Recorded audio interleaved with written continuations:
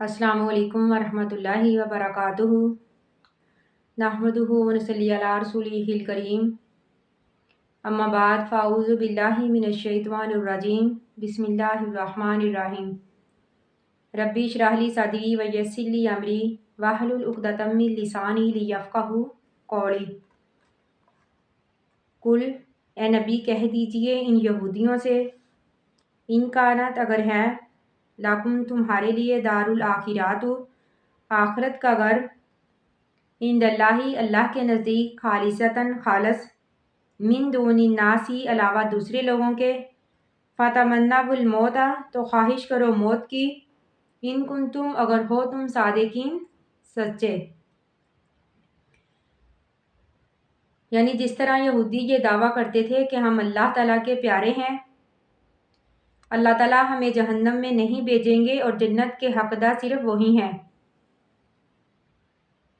तो हज़रत इब्न अब्बास रज़ी अल्लाह तआला अन्हु ने इस आयत की तफसीर दावत मुबाहला से की है।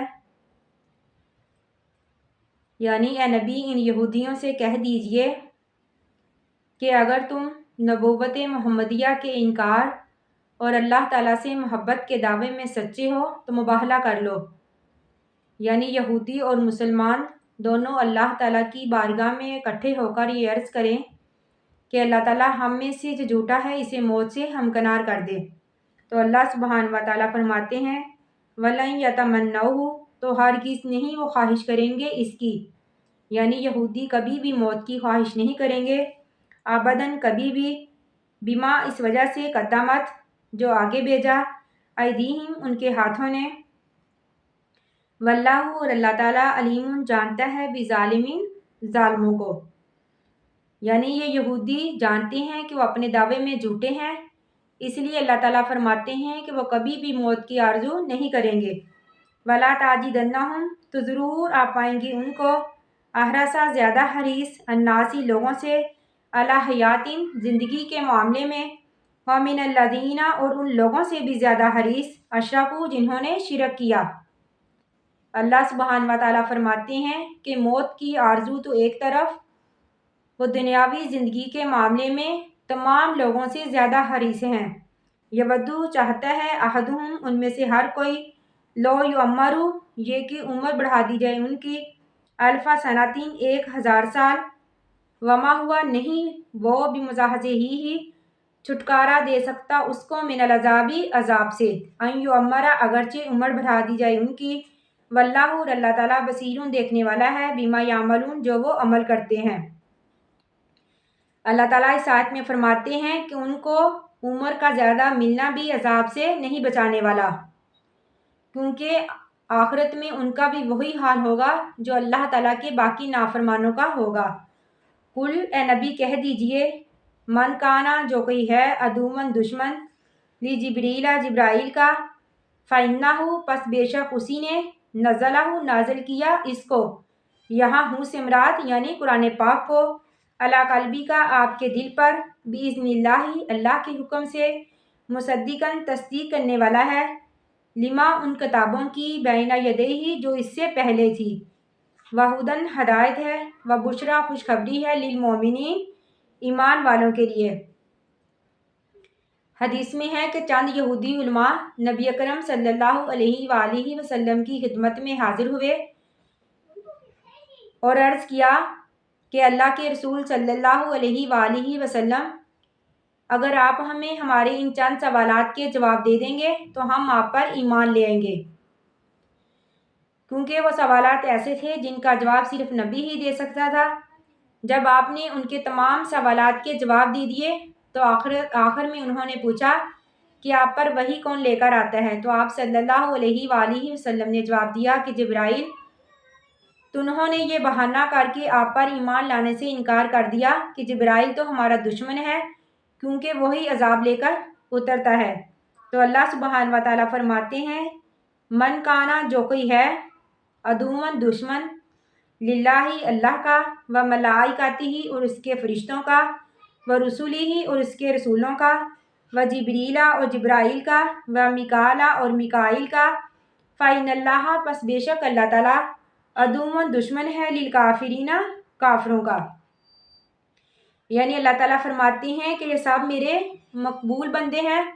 جو کوئی ان سے دشمنی رکھے گا گویا کہ اس نے اللہ تعالیٰ سے دشمنی کی۔ جس طرح حدیث میں ہے کہ اللہ تعالیٰ فرماتے ہیں من عادی لی ولی فقد اذنتہ بالحرب، جس نے میرے کسی دوست سے دشمنی رکھی گویا کہ اس نے میرے ساتھ جنگ کا اعلان کیا۔ اس سے معلوم ہوا کہ اولیاء اللہ کی تعظیم کرنا اور ان سے محبت رکھنا بہت ضروری ہے، لیکن محبت کا مطلب یہ ہرگز نہیں کہ ہم ان کے فوت ہو جانے کے بعد ان کی قبروں پر چادریں چڑھائیں، ان کے نام کی نظر و نیاز دیں۔ یہ بہت بڑا ظلم ہے اور شرک ہے۔ اللہ تعالیٰ ہمیں ایسے شرک سے بچا کر رکھے۔ اللہ تعالیٰ فرماتے ہیں وَلَقَدْ أَرْبَتَّ تحقیق انزلنا، ہم نے نازل کیا علیکا آپ کی طرف، یعنی کہ نبی ہم نے آپ کی طرف نازل کیا آیتیں بینات روشن، وما یکفر نہیں انکار کیا بیہا ان آیات کا الا الفاسقون مگر فاسقوں نے۔ ابا کلما کہ جب بھی عہدو انہوں نے عہد کیا عہدن کوئی بھی عہد، یعنی ان یہودیوں نے جب بھی کوئی عہد کیا نبذہ تو پھینک دیا اس کو، یہاں ہو سے مراد یعنی عہد کو، فریقون ایک گروہ نے منہم ان میں سے، بلکہ اکثرہم ان میں سے اکثر لا یؤمنون نہیں وہ ایمان لاتے۔ اللہ سبحانہ و تعالیٰ اس آیت میں فرماتے ہیں کہ ان یہودیوں نے جب بھی کوئی عہد کیا یعنی اللہ تعالیٰ پر ایمان لانے کا، آخری نبی پر ایمان لانے کا، کتاب پر ایمان لانے کا جو کہ ان کی تورات میں بھی موجود تھا، لیکن انہوں نے ہر وعدہ کر کے اس وعدے سے وعدہ خلافی کی۔ ولما اور جب جاءہم آیا ان کے پاس رسول من عند اللہ اللہ کی طرف سے، مصدقن جو کہ تصدیق کرنے والا تھا، لما اس کتاب کی، معہم جو ان کے پاس تھی یعنی تورات کی، نبذہ تو پھینک دیا، فریقن ایک گروہ نے، من الذین ان لوگوں میں سے، اوت الکتاب جو دیے گئے کتاب اللہ اللہ کی کتاب کو یعنی قرآن پاک کو، وراء ظہورہم وراء پیچھے، ظہورہم اپنی پیٹھ پیچھے، کنہم گویا کہ وہ لا یعلمون نہیں جانتے۔ اللہ سبحانہ و تعالیٰ اس آیت میں فرماتے ہیں کہ یہودی تو ایسے ہیں کہ انہوں نے کسی بھی وعدے کی پرواہ نہیں کی، نہ تو وہ نبی پر ایمان لائے، حتیٰ کہ انہوں نے اللہ تعالیٰ کی کتاب یعنی کہ قرآن کو بھی اپنی پیٹھ پیچھے پھینک دیا، یعنی اس پر عمل کرنے سے، اس کو ماننے سے انکار کر دیا۔ وَتَبَعُوا اور انہوں نے پیروی کی، مَا تَتْلُو شیاطین جو پڑھتے تھے شیطان، علی ملکی بادشاہت پر، سلیمان کی یعنی سلیمان کی بادشاہت میں، وما کفر نہیں انکار کیا سلیمان نے، ولیکن شیاطین لیکن شیطانوں نے، کفر کیا، یعلمون الناس وہ سکھاتے لوگوں کو، السحر جادو، یعنی ان یہودیوں نے اللہ کی کتاب اور اس کے وعدے کی تو پرواہ نہ کی، حتیٰ کہ وہ شیطانوں سے جادو ٹونا سیکھنے لگے۔ نعوذ باللہ انہوں نے تو یہ بھی کہہ دیا کہ حضرت سلیمان علیہ السلام نبی نہیں تھے بلکہ جادوگر تھے اور اپنے جادو کی وجہ سے حکمرانی کرتے تھے۔ تو اللہ تعالیٰ اس آیت میں فرماتے ہیں کہ حضرت سلیمان علیہ السلام کافر نہیں تھے، نہ تو وہ جادوگر تھے۔ مفسرین اس کی تفسیر میں لکھتے ہیں کہ حضرت سلیمان علیہ السلام کے زمانے میں جادو بہت عام تھا، انہوں نے اس جادو کو ختم کرنے کے لیے جادو کی کتابیں اپنی کرسی کے نیچے یا پھر تخت کے نیچے دفن کر دی، یعنی ان کا مقصد تھا کہ ان کتابوں کے چلے جانے سے جادو بھی ختم ہو جائے گا۔ لیکن جب حضرت سلیمان علیہ السلام کی موت ہوئی تو ان شیطانوں اور کافروں نے وہ کتابیں ظاہر کر کے اس بات کا دعویٰ کیا کہ نعوذ باللہ حضرت سلیمان علیہ السلام جادوگر تھے، نبی نہیں تھے بلکہ اپنے جادو کی وجہ سے حکومت کرتے تھے۔ تو اللہ تعالیٰ فرماتے ہیں وما انزلا اور جو نازل کیا گیا علی الملکین دو فرشتوں پر، بابل بابل شہر، ہاروت اور ماروت پر، یعنی کہ ہاروت فرشتے پر اور ماروت فرشتے پر، وما یعلمان نہیں وہ سکھاتے من احد کسی ایک کو، حتیٰ یہاں تک کہ یقولا وہ کہتے انما بے شک نحن ہم فتنۃ آزمائش ہیں، یعنی اللہ تعالیٰ فرماتے ہیں کہ جادو وہ نہیں جو حضرت سلیمان علیہ السلام کے ذریعے ظاہر ہوا یا نبیوں کے ذریعے ظاہر ہوا۔ اللہ تعالیٰ کا اس ہاروت اور ماروت پر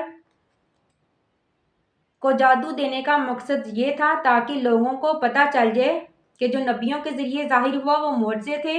اور جو ہاروت اور ماروت پر اترا وہ جادو تھا۔ اللہ تعالیٰ اس آیت میں فرماتے ہیں کہ ہاروت اور ماروت لوگوں کو جادو نہ سکھاتے بلکہ کہتے ہم تو آزمائش کے لیے آئے ہیں، لیکن بنی اسرائیل نے ان سے بھی جادو سیکھنا شروع کر دیا اور وہ ایسا جادو سیکھتے فَيَتَعَلَّمُونَ وہ سیکھتے منہما ان دونوں سے ما یفرقون جو جدائی ڈال دے بھی ساتھ اس کے بین الماری آدمی کے درمیان و زوجہی اور اس کی بیوی کے درمیان وما ہم نہیں وہ بِضَارِینَ تکلیف دے سکتے بھی اس کے ساتھ، یہاں بھی سے مراد یعنی کہ جادو کے ساتھ من احدین کسی ایک کو الا مگر باذن اللہ اللہ کی حکم سے ویتعلمون اور وہ سیکھتے تھے ما یضرہم جو نقصان دیتا تھا ان کو ولا ینفعہم نہیں نفع دیتا تھا ان کو وَلَقَدْ البتہ تحقیق عالموں جان لیا انہوں نے لَمَنِ اشْتَرَاهُ جس نے بھی خریدا اس کو، یعنی کہ جس نے بھی خریدا جادو کو مالہ نہیں اس کے لیے فی الآخرۃ آخرت میں من خلاقن کوئی حصہ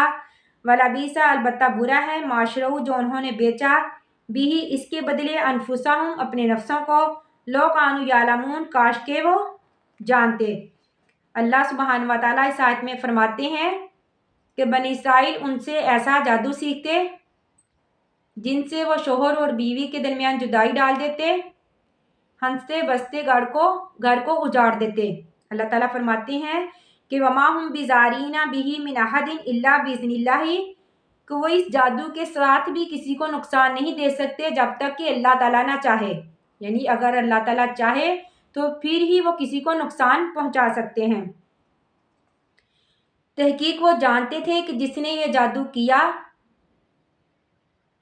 اس کا آخرت میں کوئی حصہ نہیں بلکہ دنیا اور آخرت میں اس کے لیے رسوائی ہی رسوائی ہے۔ یہی وجہ ہے کہ اللہ تعالیٰ نے ہمیں جادو کرنے اور کروانے سے منع کیا ہے۔ اگر ہمیں کوئی تکلیف دور کرنی ہے یا ہمیں کوئی بلائی چاہیے تو ہمیں ہر کام کے لیے اللہ تعالیٰ کی طرف رجوع کرنا چاہیے۔ اللہ تعالیٰ فرماتے ہیں وَلَبِئْسَ مَا شَرَوْا بِهِ أَنفُسَهُمْ کہ البتہ یہ جادو ایک بری چیز ہے جس کے بدلے میں وہ دنیاوی فائدہ لیتے ہیں اور آخرت میں اپنا نقصان کرتے ہیں۔ وَلَوْ أَنَّهُمْ اگر بے شک وہ آمنوا ایمان لاتے وَاتَّقُوا اور تقوی اختیار کرتے لَمَثُوبَةٌ تو ضرور ثواب ہوتا ان کو من عند اللہ اللہ کی طرف سے خیرٌ بہتر لو کانوا یعلمون کاش کے وہ جانتے۔ یعنی اللہ تعالیٰ فرماتے ہیں کہ اگر وہ ایمان لاتے یعنی نبی پر ایمان لاتے، اللہ کی آخری کتاب قرآن پر ایمان لاتے اور اللہ تعالیٰ پر ایمان لاتے، تقوی اختیار کرتے، ان جادو وغیرہ سے پرہیز کرتے، گناہ سے باز آتے تو یقیناً ان کے لیے اللہ کی طرف سے بہت بڑا اجر ہوتا اور اللہ کے ہاں ان کے لیے ایک بہترین ان کو ثواب ملتا۔ یعنی اگر وہ دنیاوی مفاد کے مقابلے میں آخرت کو ترجیح دیتے تو یقیناً اللہ کے ہاں ان کے لیے ایک بہت بڑا اجر تھا اور ثواب تھا۔ اللہ تعالیٰ سے دعا ہے کہ اللہ تعالیٰ ہمیں ہر شرک سے محفوظ رکھے اور قرآن پر عمل کرنے کی توفیق عطا فرمائے۔